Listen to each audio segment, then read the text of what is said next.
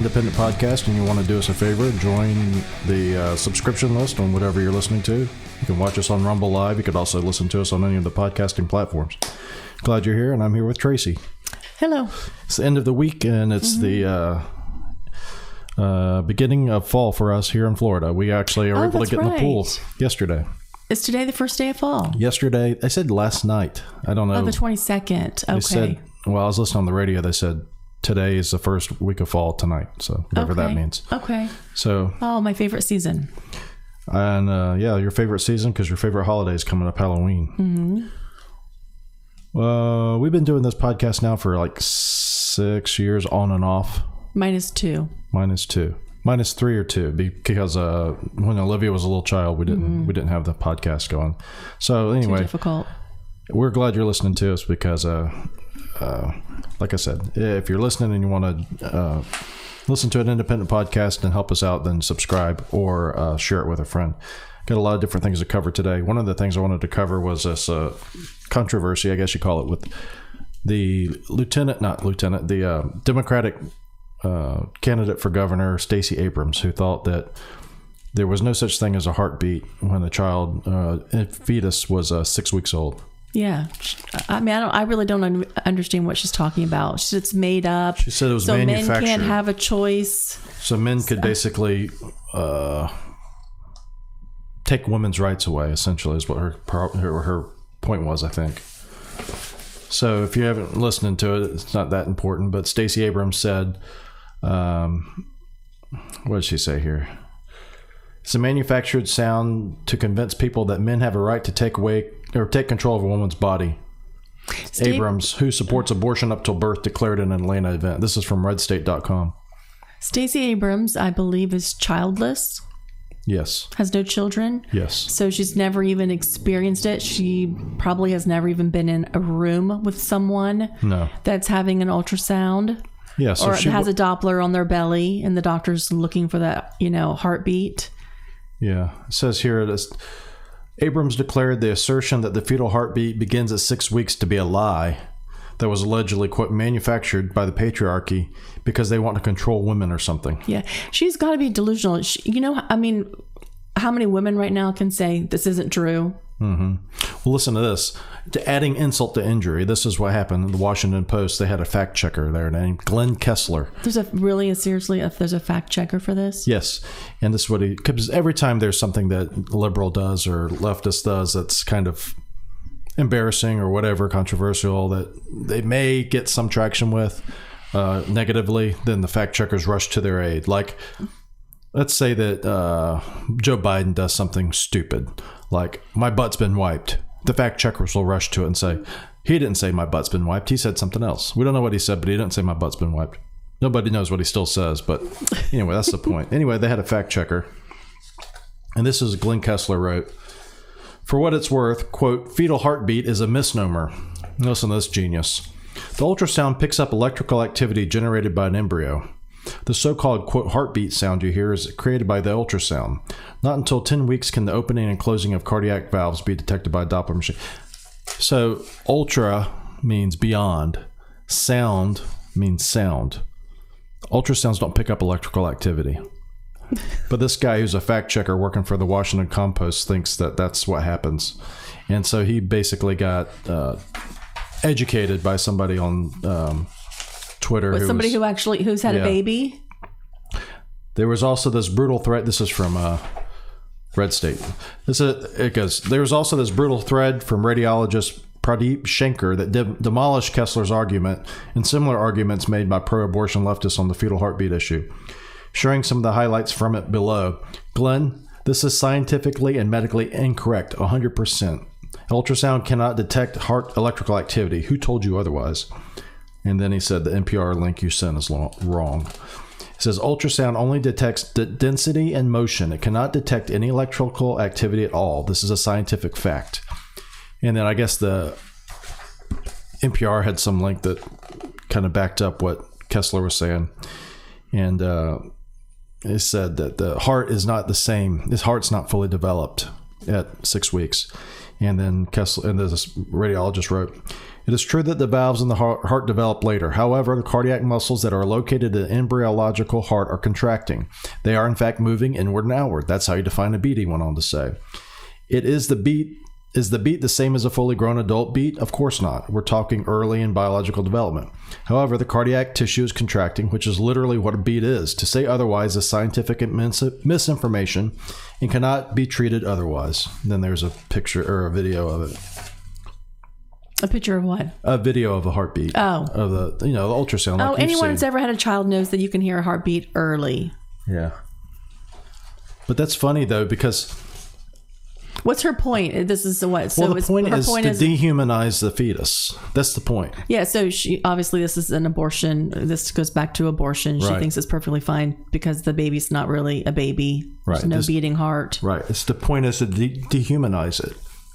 And you see this too in Planned Parenthood. I looked long and hard because I read about it before, just because I was interested to see how they described it. But what they describe as a dilation and extraction abortion, a D&E, they call it dilation and extraction after 16 weeks, I believe it is, where you dilate the cervix and then you remove piecemeal the baby with forceps and things of that nature. Mm-hmm. It's called a dilation extraction. And on the Planned Parenthood website, they describe this. They describe how you do it.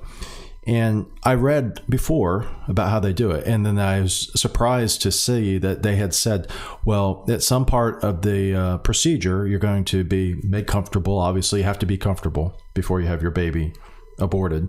And they said that they are going to inject the baby with digoxin, which is a drug that, if used in overdose, can stop a heart. Mm-hmm. It's used for arrhythmias, but if you use too much of it, like any drug, it can be harmful and it can stop a heart. Well, that's exactly what they do in a dilation and extraction exam. It says sometimes.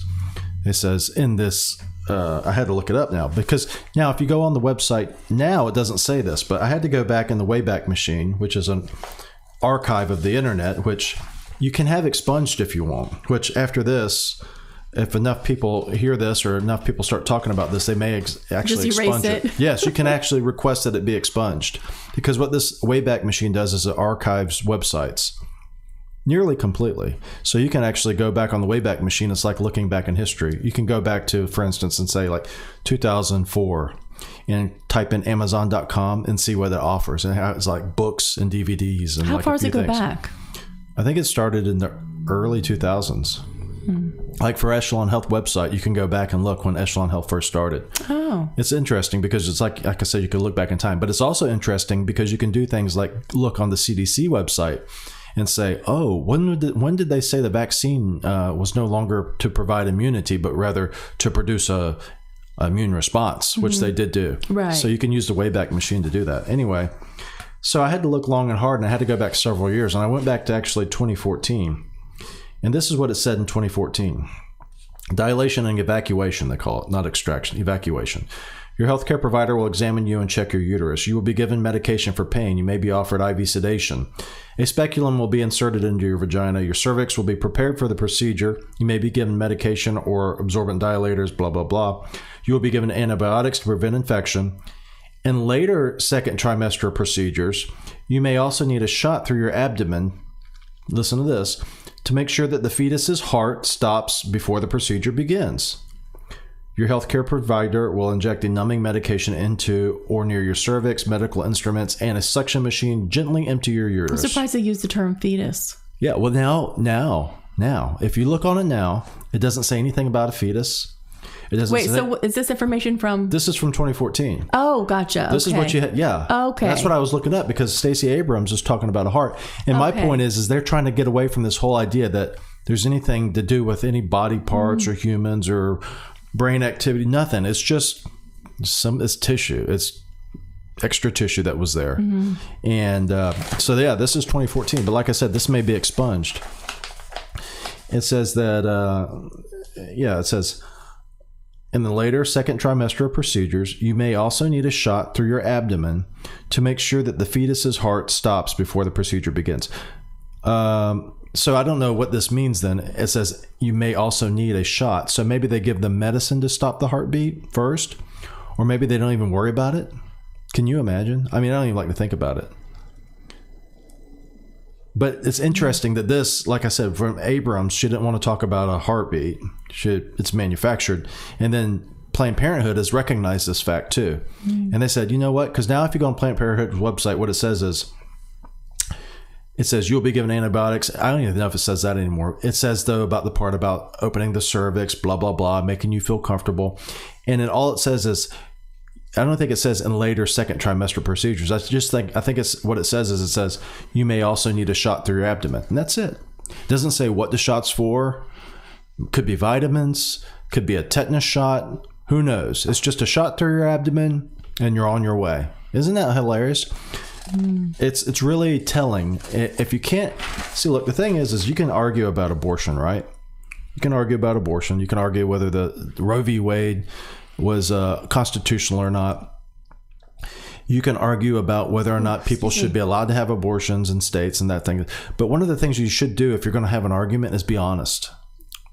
And if you're not honest, then it says something about your side of the argument, I think. Well, we know Planned Parenthood, they want to make money. Right. So they're going to say whatever. It's a marketing It's like thing. A car dealer, they'll tell you whatever, just to sell you a car. No offense to my brother-in-law. Yeah. Or some of our patients, but still, they'll tell you whatever they can tell you to make a sale. Yeah. But it's interesting that they'll just tell you what it is. It's a shot. It's really interesting to know, though, to think about what it is, what kind of consent do people get. I wonder what kind of consent they really get. Informed consent, that is. Oh, I don't think they even read it. I think they say, here, sign this. I think they have to watch a video even. But anyway. Well, some states require you to have an ultrasound now, right? Yeah.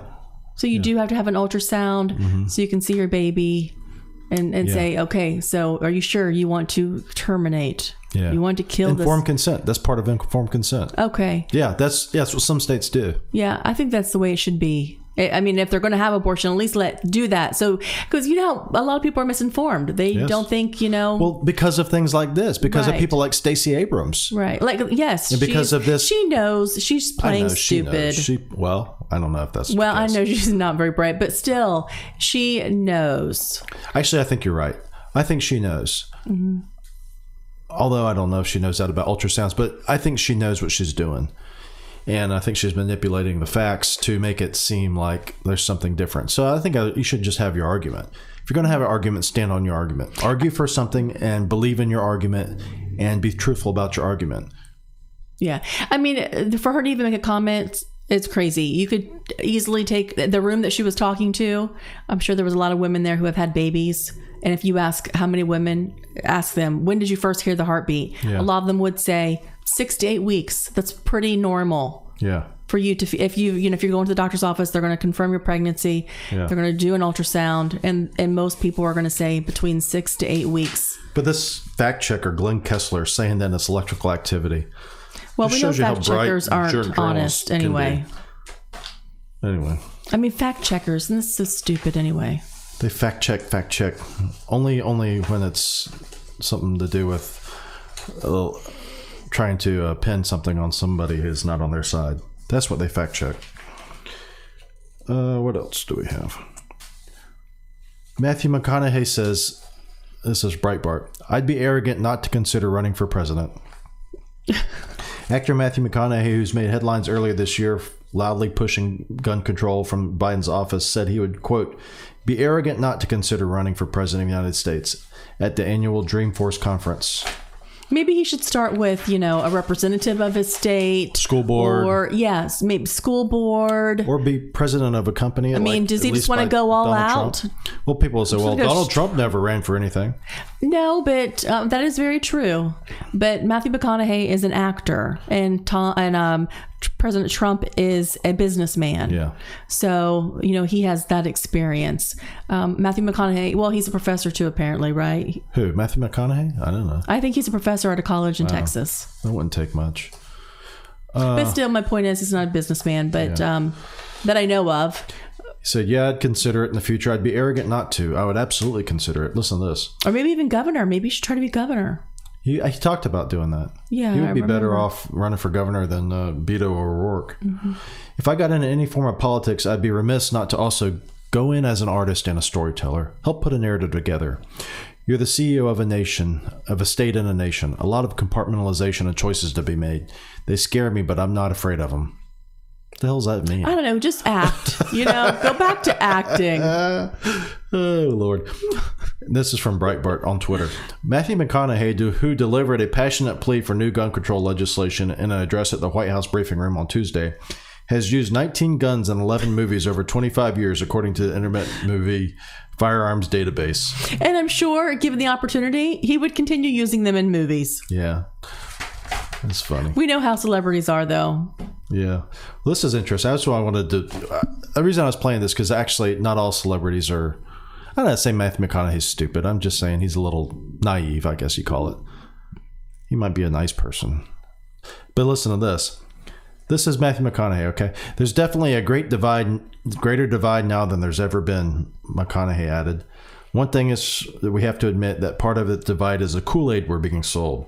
The divide is not as thick as we're being sold. Most of us are more near the middle, and then we're I cut off, and then but basically he said this a while ago, though, right? Yes. Okay, yeah, I remember him saying that. But that's what Mathew McConaughey has to say. But here's this is interesting. This is from Dave Rubin, and he was playing a clip from Bill Maher and Woody Harrelson talking about basically Hollywood and things like that. I like it. Most Americans would not normally trust the government with helping them. Like, what does the government actually do to help you? And they don't trust They help big corporations, industry, all the people that got those people into Congress or ultimately to become president. Those people all got to get taken care of. They don't trust the CDC, Americans. We have the polling on this. Is that true? That is true. Okay, so here's the CDC promoting that we have to do all of these things, right? I don't like profiteering in war. Right. Think of the billions of dollars that have gone to Big Pharma. But I was getting back to my original point. The last people I would trust with my health is Big Pharma and Big Government, because neither one of those strike me as caring entities. We know the government cares about us. Isn't that good, though? Yeah. So Woody Harrelson is starting to crack under the pressure of reality. So that just shows you that a guy like Mathew McConaughey could be reachable at some point. I'd rather see Woody Harrelson run, actually, based on what he just said there. Yeah, but he does sound like he could very well be drunk. They were stoned. Apparently, Dave Rubin said they were stoned. Okay. They were smoking pot. Woody Harrelson's a big pot smoker. I did not know that, but I'm not surprised. One thing about Woody Harrelson, though, is he would be for legalization of marijuana, which I think should be legal. Yeah, I think that's what Charlie Crist is pushing. Someone told me that they think there's a potential for that he could win because he's pushing for legalization of marijuana. Nikki Fried, that's her business. Before she came into office, she was a lawyer for marijuana companies. Maybe that's why she ran for Department of Agriculture or Commissioner of Agriculture here in Florida. But yeah. What do you think about marijuana? Yeah, I think it's. I don't care. Honestly, I don't care whether it's legal or not. I think it's whatever you want to do with your body. Is with smoking marijuana, you want to smoke marijuana, go for it. Yeah, but but I don't think you should be sitting in prison or jail because you smoked a joint. So do you think it should be legal then? Yeah. I do too. Yeah. I say yes. Do I think it should be legal? Yes.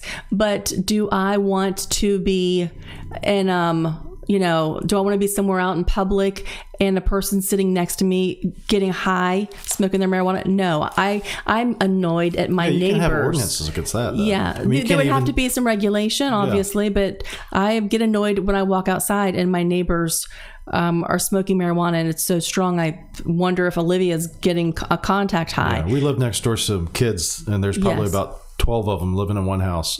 And it seems like all they do is smoke marijuana and order Uber Eats. Yeah, they're living their best life. Yeah.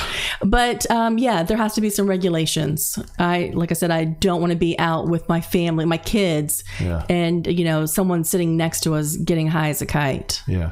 My main reason for wanting it legalized is not because I want a lot of people to smoke pot. Like I said, I could care. It's not, as long as whatever they're doing doesn't interfere with me, as long as they're not smoking pot and driving and trying to run over my children in the road, or smoking pot and then trying to fly an airplane, or doing something, while that's going to be dangerous to me. I don't care. If they want to smoke pot and it makes them turn out to be very unmotivated and live in their parents' basement, hey, that's part of life. You have to make your choices. But the main reason I think it should be legalized is because I don't think the government has any role at all in prohibiting you from doing something with a plant that grows out of the ground. To me, that just seems beyond absurd. And it goes back to the prohibition of alcohol as an example of how prohibition does not help the situation. And it oftentimes takes something that is a vice, let's call it, and makes it into a criminal enterprise so that you can, make money off of it and become dangerous, and also maybe ruin someone's life by getting put in prison or whatever the case is. And we know with medicinal marijuana, I mean, I had a patient tell me not long ago, she was getting medicinal marijuana for anxiety, and every 6 months she has to renew. It's $200. Yeah. And then, it's a little expensive. So I don't know. I feel like if you can get it from your friend you've been getting it from the last 20 years, then get it from your friend. Well, that's going to be the big change is the medicinal marijuana lobby is not going to want recreational marijuana because it takes out of their pocket. Right. Because if, like you said, if you can get marijuana from your friend and not have to pay the $200 and go through all of their, industry to get it, then their industry goes away. Right. It's, she said it was $600 to renew after 6 months, and then you have to see the physician, which is another fee. Yeah. And then you buy the product, which is she's made it sound, she doesn't really know for sure, but she thought that it seemed a little expensive. Yeah. So, medical marijuana, though, marijuana in general as a medicine is very useful for a lot of people, especially for pain and some of it for anxiety too, I think, but most really for pain. There's a lot of people out there in pain who, if they were taking marijuana or otherwise, smoking it or ingesting it or however you want to take it, they would be doing a lot better than if they were addicted to opioids, I think. Yeah, absolutely. I think my own dad, before he passed away, he had a lot of problems with back pain and arthritis from having his body abused through his work, labor, and anyway, hips and bad arthritis. I think he would have done well with medical marijuana because when he died, he was taking Percocet daily, and he had been for years. Did you ever mention it to him? No, because by the time, medical marijuana became kind of a thing, he had other things going on. He had other things, and it was just. But no, I think if he was alive today, I think it would be a better alternative than opioids. Right. A lot of the problem with opioids is the constipating effect. Yeah. It can cause a lot of problems with constipation. And older people already have that. Yeah, older people already have that problem. So I think medical marijuana is a good idea. But I think recreational marijuana, from a standpoint of government intrusion in your life, I think it should be legalized, at least in Florida. And I think what the first thing they should do is make it, and I think a lot of the problem is it's still a federal crime, which is stupid. It's on the federal Schedule 1 list, which includes things like, I don't know, cocaine, I think. Anyway, Schedule 1 is drugs that have no medical benefit, is supposedly what Schedule 1 is. And then Schedule 2 is like opioids, like Percocet and things like that. But Schedule 1, you can't prescribe. But states prescribe it. Right. Now, with medical marijuana, too, if you are prescribed medical marijuana, and but your job is, a drug-free zone, right. So, and you get hurt on the job, and they test you and you're positive for marijuana, then they could potentially still fire you, even though you're getting it legally. Yeah. So, and then also if you're driving, so and you seem like you're impaired, so you can go to jail because you're driving under the influence. Yeah, and that's things that can be worked out, I think. That's what reasons that's the reason the federal government is supposed to be limited by the Constitution to enumerated powers. There's a few things the federal government's supposed to do, and the rest of it can be done by states or not done by states. That's the problem with what we do now. We try to make everything a federal law. We try to say there's a federal something for everything. Even there's a federal amount of water that can flow through your toilet, if you can believe that. But that's not done by law. That's actually done through administrative law, through the EPA, which is a whole different scenario. Anyway, do you think, this is from Town Hall, this is a guy named Kurt Schlichter. It says, of course, Ron DeSantis will run and he may very well win. It says, basically he's making the point that Ron DeSantis has to strike while the iron is hot, and he thinks the iron is hot for DeSantis now. And if he doesn't run, he's going to end up like Chris Christie, who was the hot commodity in 2012 and then tried to run later and basically didn't do a very good job. And now he's stuck in green rooms, as Kurt Schlichter says. Instead of the White House, he's in the green rooms of these liberal TV channels, so he can put on and talk crap about Republicans is basically his job now. But what do you think about that, Ron DeSantis? Well, I think it is true. We know that Governor DeSantis right now, he's in the news. He's on every news station. So, but I'm going to be selfish. I wanted to keep him here in Florida. I think, I would like to keep him here in Florida too. And I don't think he is that concerned about being president. Do you? No, not really. I think he doesn't strike me as a guy who wants to be president. Well, he, first of all, is a true Floridian. Mm-hmm. So I think he sincerely cares about the state of Florida. From Dunedin, yeah. Yeah. So I think that's his priority right now. Will he run in the future? Yes, I think so. So what will happen? I don't know what would happen. Let's say, so he's running for governor. We know right now he's hopefully going to be, he's supposedly got a double-digit lead over Christ, which makes sense. Okay, yeah. Because Christ really doesn't have anything to offer except saying that DeSantis is a bad guy. Yes. But most people don't believe that. Right. So what happens though? Governor DeSantis becomes he stays as our governor. And then what happens in 2 years? Let's say he runs for presidency. What happens to our governor here in Florida? The lieutenant governor would become the governor. Okay. Just like Kathy Hochul did whenever they got rid of, what's his name? Cuomo. Okay. In New York. Right. Yeah, so I don't even know who the lieutenant governor is, but the lieutenant governor would become the governor here. Yeah, I can't remember her name. And then I think they would nominate somebody. I don't know how they appoint somebody, I guess, to be the new lieutenant governor. Well, I don't know. I think he'd make a great president, though. And I think it's in his future. He's going to run for presidency. But I think right now, though, he's going to stick to Florida. He's got young kids. He has a wife that's just, recovering from breast cancer. So, anyway, that's what I think. Here's what Kurt Schlichter says. They're talking about people thinking about Trump, GOP. And he goes, they don't want to think about it now. He says, but soon they will have to think about it. They'll have to start weighing the alternatives. The GOP base loves only one thing more than Donald Trump, and that's winning. Ron DeSantis is a proven winner. Donald Trump has the entire axis of evil gunning for him. The GOP could very well offer the Donald a gold watch and a handshake once they think it's over, or not. But one thing is undeniable. Ron DeSantis is the best position to beat Trump or any Republican who might run. And unlike Trump, he has no firm ceiling for votes in the general.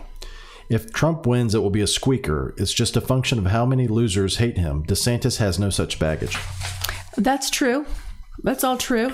We know people despise Trump. A lot of people despise him. Why do they despise Trump, though? I think because he's so outspoken and he says it like it is, He just tells people like it is. But do people hate that? I think people do hate that. Everyone's offended for every little thing. Or do people hate him because they're told to hate him? Well, I'm sure that too, because I know that you could ask a lot of people why you hate President Trump, and they throw in he's racist, right? Or something stupid. They can't even tell you when they heard him make a racist statement. I've heard somebody say, probably a leftist, say that Ron DeSantis is worse than Donald Trump as far as for their concern is. Because being outspoken and just telling it like it is. Just in general, he's a worse person than Donald Trump. I don't know. I would much rather listen to Governor DeSantis speak versus Donald Trump. I like, I support them both, but Donald Trump, sometimes I'm like, I can't listen to him talk anymore.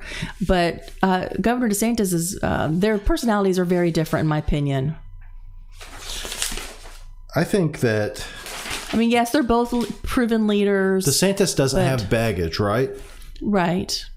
I think the baggage that Donald Trump is baggage.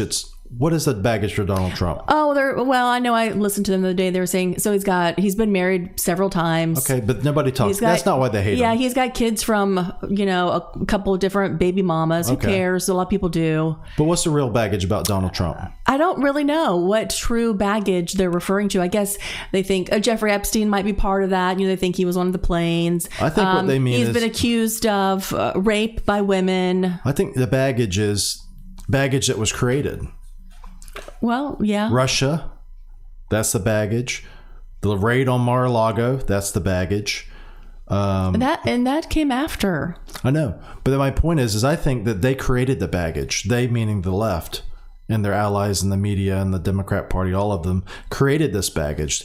Like you said, all that's true about the philandering and all that stuff. But that's not why GOP people would be reluctant to vote for Trump now. I think GOP people, like they did when not GOP, but people in general voted for Barack Obama in 2008 and 2012. A lot of them, you know why they voted for him? Oh, because he's black? Yes, in part, but they didn't want to be told anymore that they lived in a racist country. And they thought by voting for Barack Obama, it would prove once and for all that America's not a racist country. So this was a baggage that was generated by the media and by the left and things like that, saying America's racist. So people got fed up and they said, Jesus, fine, I'm going to vote for Barack Obama. God, let's get Barack Obama in there. For once, we can have a black man in there. And then once and for all, we can say we're not racist and we can move past this racism. Well, what happened? Yeah, well... Racism's worse than ever. It is worse than ever. You could have a president, vice president. You could have everybody in Congress black. And I swear people would still say, they would still use the race card. Yeah. Well, I think that what it is basically Trump ran. Trump is successful. Trump's outspoken. He's a conservative. He's a white guy. He's white. He's a grassroots guy. But the same things that they've done to Trump, they can do to DeSantis. Oh, yes, absolutely. They can make up stuff. I don't know if they can find anything on him, but they can definitely make up stuff. Yeah, they made up stuff with Trump. Right. They can say that Ron DeSantis, when he was 12 years old, he tried to rape his 10-year-old classmate. They did the same thing with Mitt Romney. Mitt Romney now is the darling of the left when it comes to criticizing Republicans because he's a wimp who will throw any Republican under the bus as soon as possible if they'll just pat him on his head. Mm-hmm. And so Mitt Romney, though, when he was running for president, guess what they drug up? Mitt Romney wanted a guy's wife to die of cancer. He denied him health care. Mitt Romney hates dogs. He put one on the roof of his car. When John McCain, another darling of the left, who wanted no more than to be patted on the head by the left establishment, they did pat him on the head when he was attacking George Bush. But when he ran against Barack Obama in 2008, they said John McCain is a philanderer. There were stories coming about how John McCain abandoned his wife who had breast cancer. All these bad things about John McCain. So all these things, I think that it's fine to want DeSantis over Trump, I think. If your reason for wanting DeSantis over Trump is you're not going to have to deal with Trump baggage, I think you're being naive in thinking that they're not going to invent DeSantis baggage. Right, There's going to be, and we had, remember when DeSantis was running against Gillum? These people listening may not remember it because they weren't in Florida, but we're in Florida. And when he was running against Gillum, you know what one of the things they said about DeSantis was? He's a racist. Oh, of course. Do you remember why? No. Because Andrew Gillum was black. Right. And wasn't there a comment made about a monkey? Yes. We don't want to monkey around with this. Yes. And the left, automatically, they hear the word monkey, and what's the first thing they think of? Yeah. Because they're so not racist, they think of a black person, apparently. Because that's what they said. And they said DeSantis is a racist because he called Andrew Gillum a monkey. And we dodged a bullet with him, for sure. But I think DeSantis would be a great president, but he's a great governor. I think he's a great governor. I just think... And we also know, too, that, I think that if President Trump does indeed run... then DeSantis is not going to. They're friends, and they're not going to compete against But Kurt each other. Schlichter thinks that he will. Kurt Schlichter thinks he will run against Trump and beat Trump. I don't think that will happen. That's my opinion. That's my opinion too. You think he will or will not? Will not. Okay. I hope he will not. I don't think he will because they get along. They have, from what I've read from Governor DeSantis, he says they have a friendship. Here's the thing. What do you think? It's like Michael Corleone says, you have to think like the people around you think. And so what do you think that the Democrats think about the DeSantis-Trump? Do they want DeSantis to run against Trump? I would think that people would, if it comes down to one or the other, I do think that they probably like DeSantis better than Trump. I know, but who would they would if you asked your a person on the Democrat side, a person who's involved in politics, and said, "Do you want DeSantis and Trump to run against each other in the primary?" What do you think they would say? I don't know. I'm not sure. I would say they would say yes. Because you think they'd want to see them get ugly with each other? Yes, it does nothing but harm either one of them. Yeah. And so that's another reason I think there's going to be a lot of push for DeSantis to run by the media. Yeah, I can see that. I mean, we saw it with Biden. They were all hating on each other. And then all of a sudden they're like, "Oh, we love Biden." They support him, so they do get ugly. But I don't know. I don't think DeSantis and Trump are going to run because they don't want to do that. Well, we'll see. We'll know in a few months. And I know somebody did say, Trump can be president, DeSantis can be VP. I would rather that happen than they run against each other if they're going to do anything. Yeah, definitely. And then when Trump is done with his 4 years, then DeSantis can move in for 8 as president. Yeah. And that just sounds like a fairy tale. That would be too good to be true, really. Yeah. Although it's possible. Yeah, I don't know. Oh, here's something. This is from John Nolte. This is from Breitbart. It says, producers promise next James Bond will be more sensitive. Great. It says, the next James Bond will have bigger roles for women and more sensitive 007, according to producers who said, Bond is evolving just as men are evolving. Robert Broccoli, the producer, said the next actor to take the role will continue the work of Daniel Craig, who cracked open Bond emotionally. Asked by the far-left Variety magazine if those qualities would continue in the next film, Broccoli agreed. It's an evolution. Bond is evolving just as men are evolving. I don't know who's evolving at a faster pace. What are they going to do? He's going to be a sensitive guy. Is he going to be, he's always gets the woman, right? And Not anymore. So is he going to be... I haven't seen the last 3 Bond films, but apparently they've really toned that down where Bond doesn't score anymore, really. Huh. Actually, the guy who directed the last James Bond movie, I forgot his name. Anyway, he said that the Sean Connery's James Bond was a rapist. What? Yeah, he was a woke director, I mean. I think the next James Bond, if they want to go that route, should be Brian Stelter. What do you think?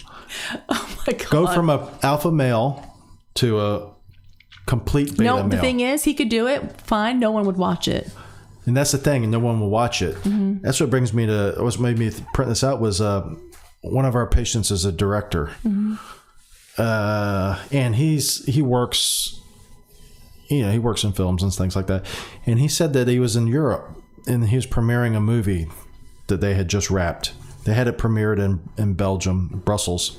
And then they went and they premiered it to some other group, industry group. And there was this group that was making an Amazon show. They're shooting an Amazon.com show.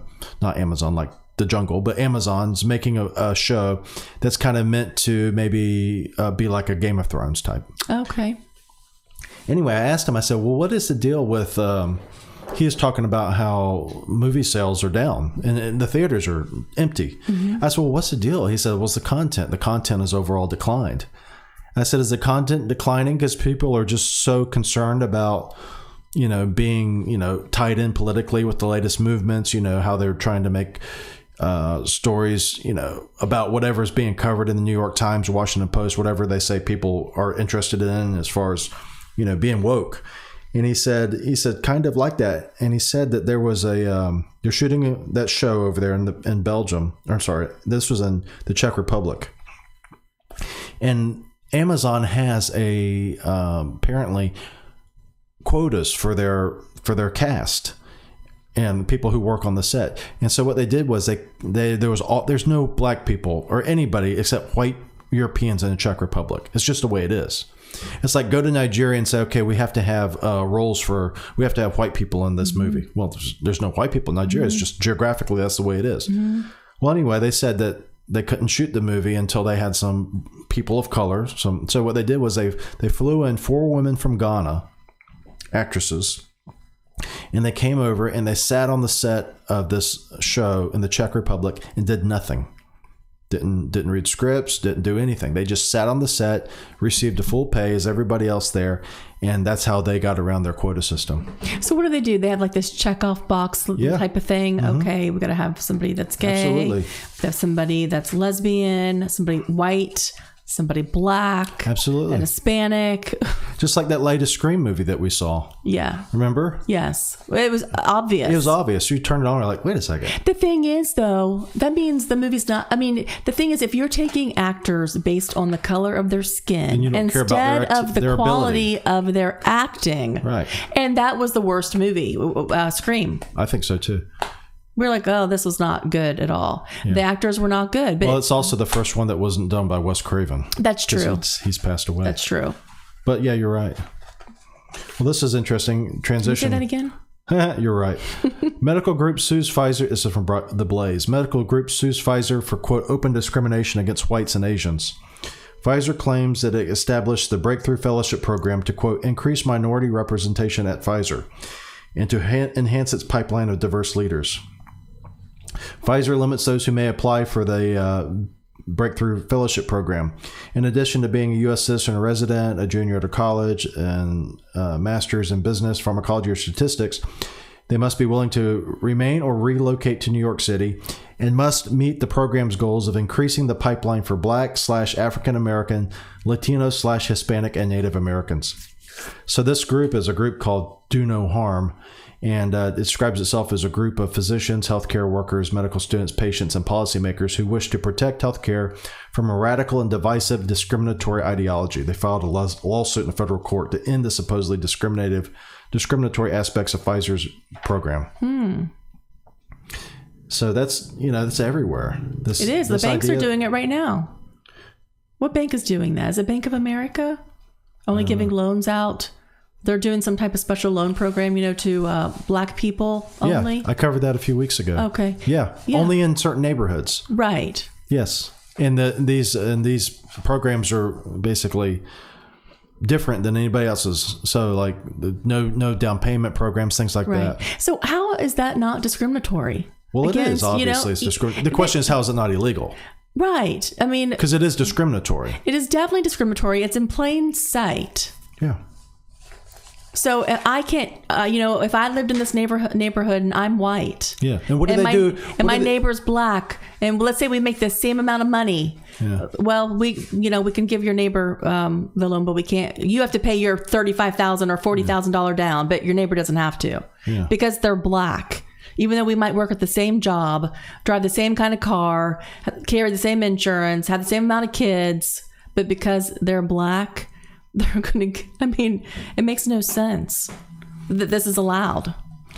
Pfizer says, we will continue to strive to create more opportunity, including through specific programs designed to cast a wide net for talent.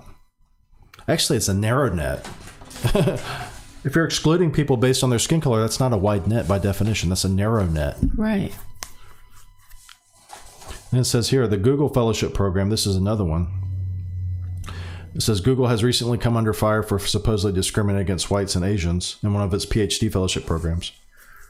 The Google Fellowship Program is blatantly unlawful and a moral quota plan that pits students against one another by skin color and ethnic heritage, said Edward Blum, the founder of Students for Fair Admissions.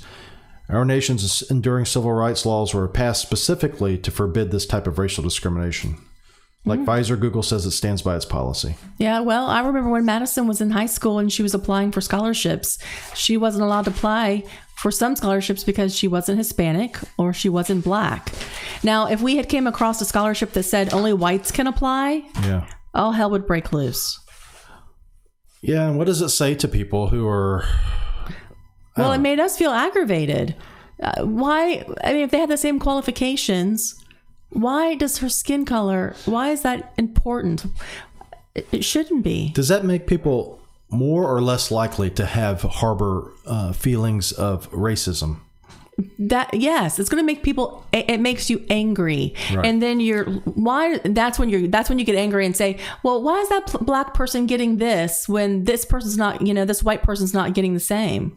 Yeah. Even though they both came from the same background, but great grades, took the same classes, but this child cannot apply for this scholarship, and this child can because they're of the color.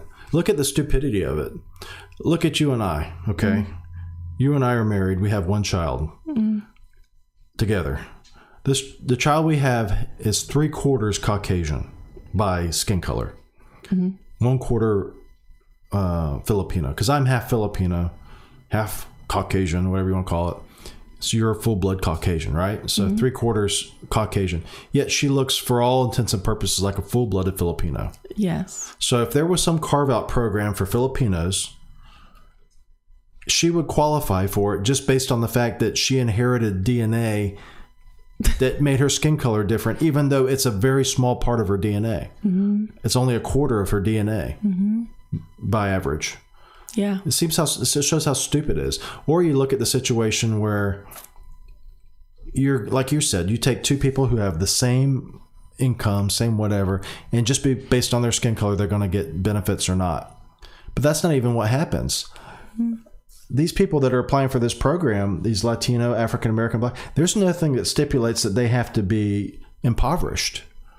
This could be Michael Jordan's children, for instance. Right. Or this could be Jennifer Lopez's children or somebody else. Mm-hmm. I think that's the problem when you start looking at people based on their skin color and using that as some type of jump off for determining whether or not they need to have special treatment. It's crazy because growing up, I never thought that way. We didn't, I grew up in Zephyr Hills and people racism just didn't exist really. It didn't exist. There wasn't a lot of it. No, I don't remember there being issues based on someone's color. Now there was issues. There was I would say segregation, if you want to use that word, based on so you have the jocks over here, people that played football, people that listened to music over here. They were put together due to their hobbies and their interests and their likes. Yeah, it had nothing to do with the color of their skin. Yeah, well, it's like when I was in med school. There was all variety of different people, and I don't remember anybody ever making a big deal about who was what color.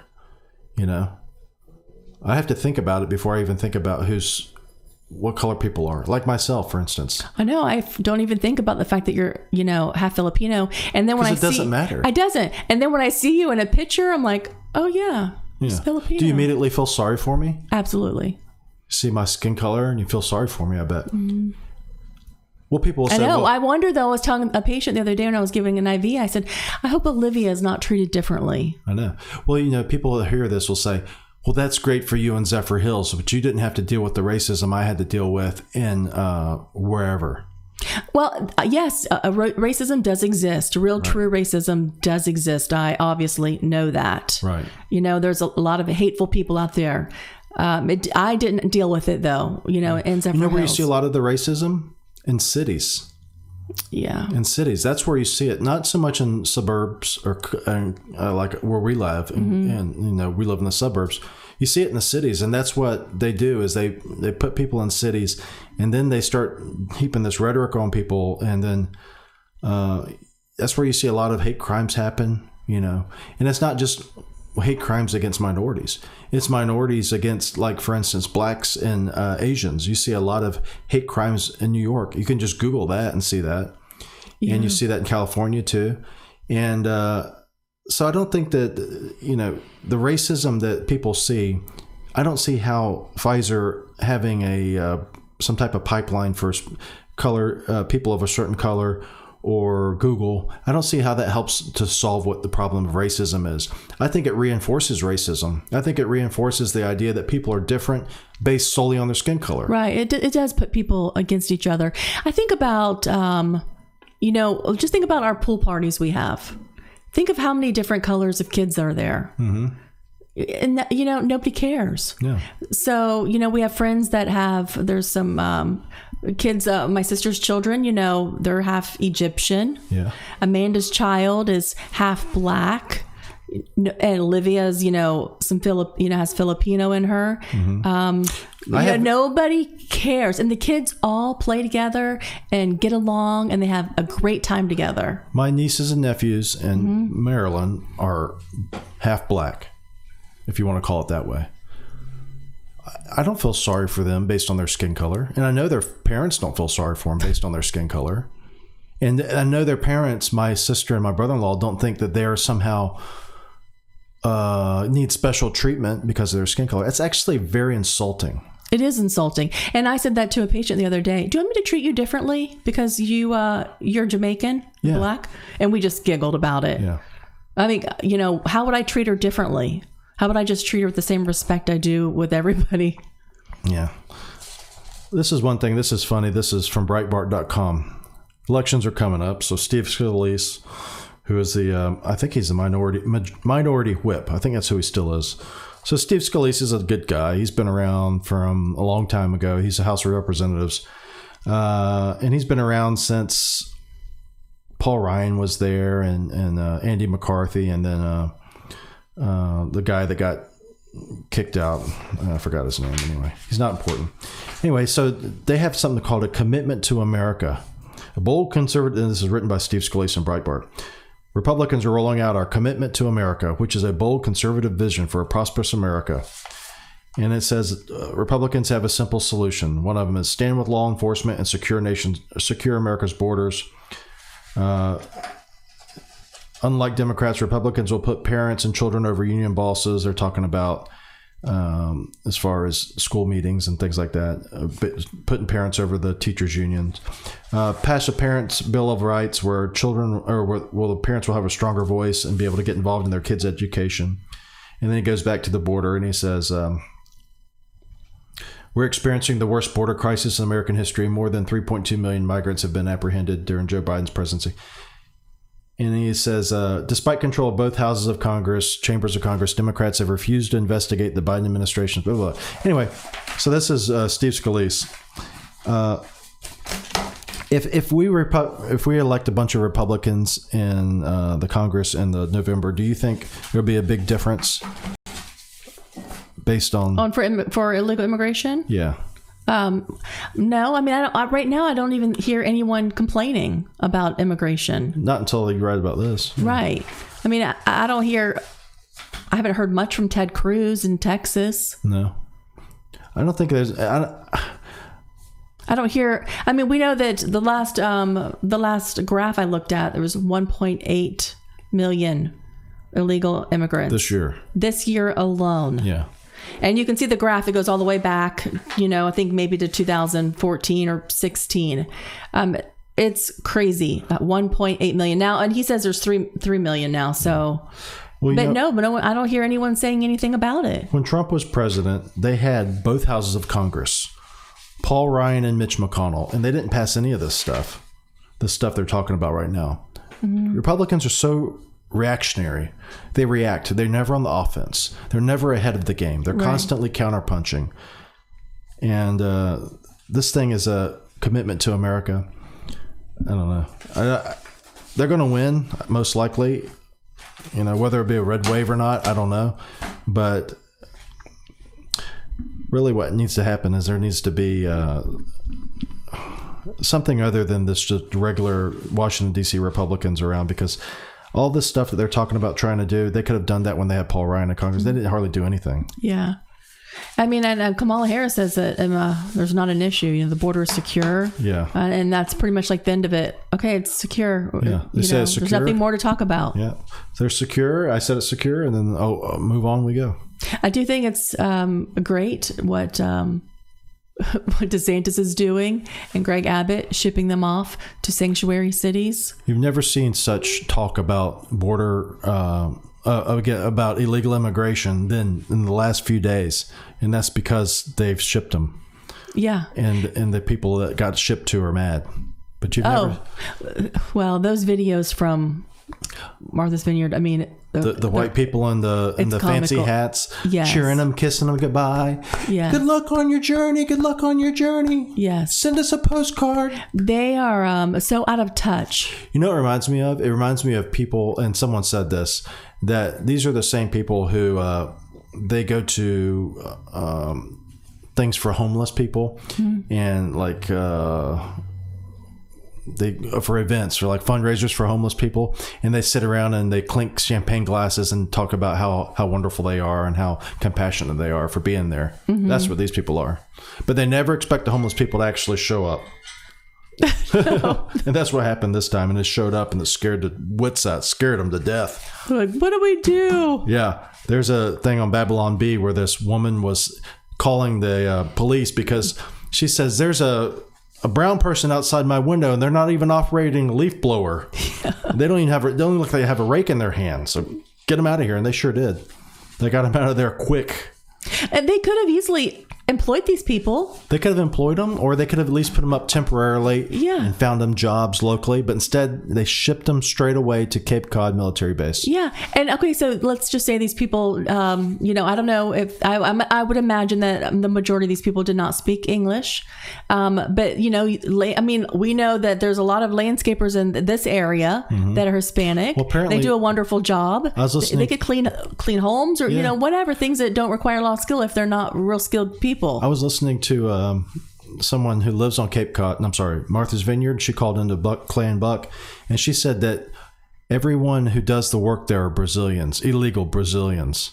Not everyone, but most of the people that live and work there doing construction, like you said, landscaping, illegal Brazilians. So they've already have a program in place for helping illegals figure out how to work it out. So I don't know why they couldn't have just kept them there, like you said. So this lady lived there. She lives in Martha's Vineyard. So what did she think about, them shipping the people off? Was she did she agree with it? She said that they have a housing crisis there. I don't know. What's that? What is that? That they don't have enough housing. But we know that maybe it's because they have so many damn mansions. And we know that the population is like 15,000 during the summer, and it does go to like over 200,000 other times besides the summer. Yeah, but they're mansions. Yeah. Whatever the case, their housing crisis, I'm not too worried about it. They could have figured it out without shipping them away in 48 hours. They could have at least given them a week. Yeah. The thing is they're just pure hypocrites. Yeah, they are hypocrites. They could have easily put them to work. Give them jobs. I mean, if they're allowed to be over here, then, they should do what they think we're supposed to do. We're supposed to just absorb them, right? Enroll them in your local schools. No one ever says that when illegals are shipped here by Joe Biden in the dead of night, that we're supposed to do anything except take them in and figure it out. The local school systems like we have are overburdened with children. A lot of them are probably children of illegal immigrants. We don't ship them out. We just absorb them. We figure it out. As a matter of fact, but the people in Martha's Vineyard can't figure it out. Right. As a matter of fact, they're rezoning. They're doing the boundaries for Hillsborough County because for illegals, I'm sure, and then also because we have had an influx of people come into the state. So we have schools that are overcrowded, and then schools that don't have enough children. So they're going to be rezoning the boundaries to try and even it out. Yeah. But you can see even just driving through Tampa that there's more people here. Yes. And some, I don't know whether they're illegal or not, but I know there's a large Hispanic population. Larger Hispanic population, and they're just walking all over the streets. Yeah. And guess what? We're gonna have to figure it out. Yeah. And that's what they should have done in Martha's Vineyard. They just figured it out. But instead they took the easy way out. They took some photo ops, they posted that on Instagram, they slapped each other on the backs telling them they did such a good deal, and then they shipped them away to Cape Cod military base, and then away with their fairy tale life. Yeah. So what happens now? To those people? Yeah. What happens now? Now they got a Democrat lawyer that's suing Ron DeSantis. Really? Yeah. Okay. Yeah. They have a Democrat lawyer. A Democrat lawyer swooped in. These 50 people? Yes. So this lawyer is representing these 50 people. Well, they sought him out apparently, right? Oh, of course. And paid them. Even though they probably paid don't. them with the money that they brought when they're, on their trip. Yeah, we know they have no money because they already said they had no money and no food. They got a left-wing lawyer that's now going to sue DeSantis. And what are they going to sue him for? I mean, he put them on. They got an airplane ride to an human island. Trafficking, everything else. But then again, that's back to my point. DeSantis, they're going to build baggage around him. So if you're going to vote for Trump, or you want DeSantis to run because you think that he won't have the baggage that Trump has, that's not the case. They're going to create baggage for DeSantis. So no matter who runs in November, unless it's somebody who's a rhino, they're going to have a lot of baggage for him. Even if that's a rhino, they're going to create baggage for him, but they know they're going to beat the rhino. Liz Cheney is my choice. Yeah, mine too. Well, that's it for us this week. Until next week, I hope you all have a good weekend and take care. Bye-bye. Take care. Bye-bye.